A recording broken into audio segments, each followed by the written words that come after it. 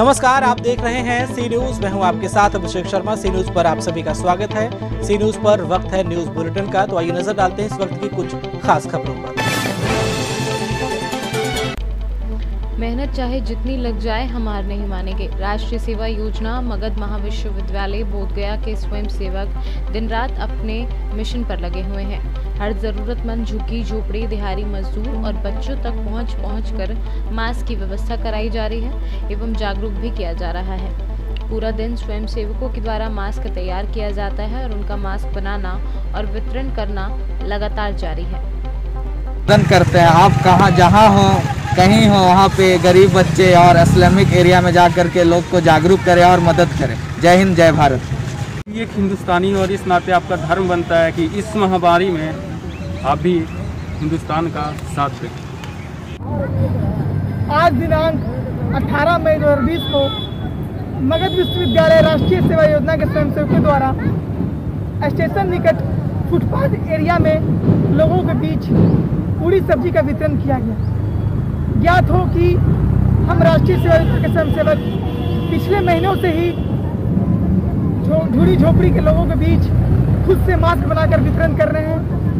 तो मास्क बांटने के दौरान यहाँ के लोगों ने हमें बताया कि उन्हें खाने पीने का बहुत दिक्कत हो रहा है। तो हम लोगों ने स्वयंसेवकों ने निर्णय लिया कि हम लोग निरंतर लोगों को पूरी सब्जी खुद से बनाकर वितरण करेंगे। तो हम सभी स्वयंसेवक स्लम एरिया में पूरी सब्जी का वितरण कर रहे हैं और सोशल मीडिया के जरिए हम लोगों को जागरूक कर रहे हैं। इस मुहिम में वरिष्ठ स्वयंसेवक अनुराग कुमार, रितेश कुमार, राजेश कुमार एवं शुभम कुमार। बिहार से सी न्यूज संवाददाता अशोक शर्मा की रिपोर्ट।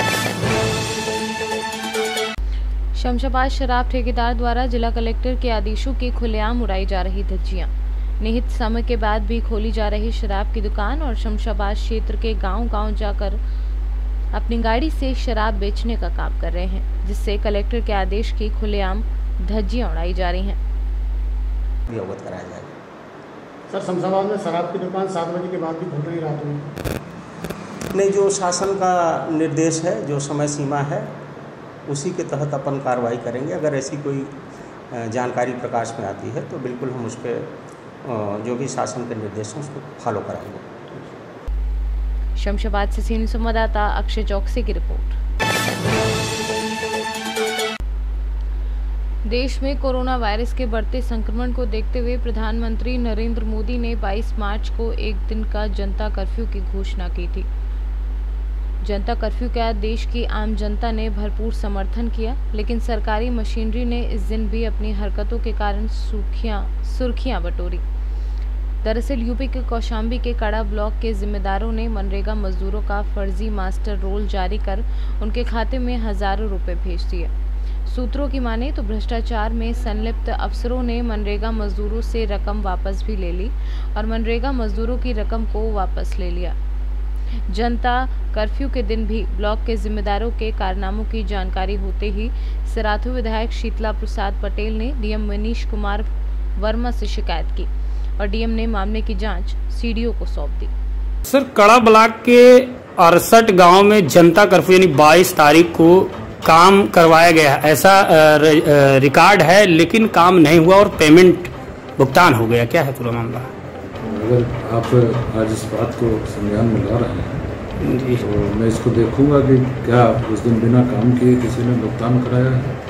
ये तो जांच का विषय है, जांच करा के ही इस पर क्या हुआ है, गलत हुआ है तो उस पर कार्रवाई की जाए। मोदी जी ने जनता कर्फ्यू वाले दिन सब चीज बंद करने के लिए कहा था, लेकिन अगर ऐसा हुआ है तो क्या ये उचित है? जहाँ तक मनरेगा की बात है, मनरेगा में अगर काम नहीं हुआ है, बिना काम के भुगतान हुआ है तो उसके खिलाफ जरूर कार्रवाई की जाए।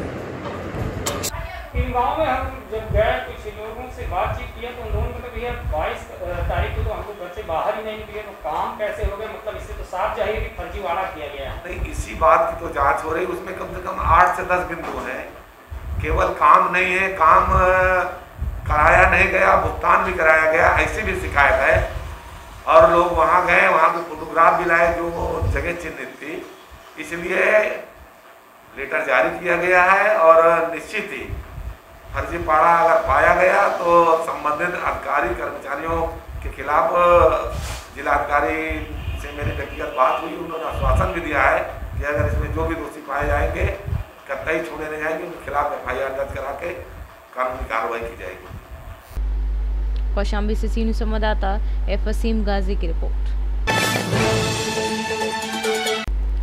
लॉकडाउन 4 के चलते देपालपुर क्षेत्र के विधायक विशाल पटेल द्वारा तहसील के प्रशासनिक अधिकारी SDM प्रतुल चंद्र सिन्हा, SDOP संजय चतुर्वेदी, तहसीलदार बजरंग बहादुर सिंह, जनपद CO राजू मेड़ा, नगर पंचायत CMO चंद्रशेखर सोनी आदि की उपस्थिति में नगर के गणमान्य नागरिकों, व्यापारियों, पत्रकारों के बीच चर्चा की।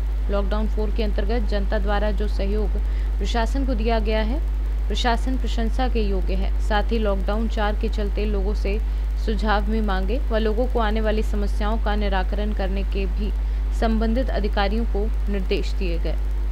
वे जनप्रतिनिधि यहाँ के रहे हैं, उनकी आज हमने बैठक बुलाई थी। शहर के कुछ गणमान्य नागरिक भी थे, माननीय विधायक जी भी जो देपालपुर क्षेत्र के हैं वो आए थे आज की इस मीटिंग में, और कुछ सुझाव हमने लिए हैं कि जो ये लॉकडाउन हमारा अगला शुरू हो गया है उसमें किस प्रकार का परिवर्तन किया जा सकता है, क्या क्या सुविधाएं लोगों को दी जा सकती हैं, इसके संबंध में चर्चाएं हुई हैं।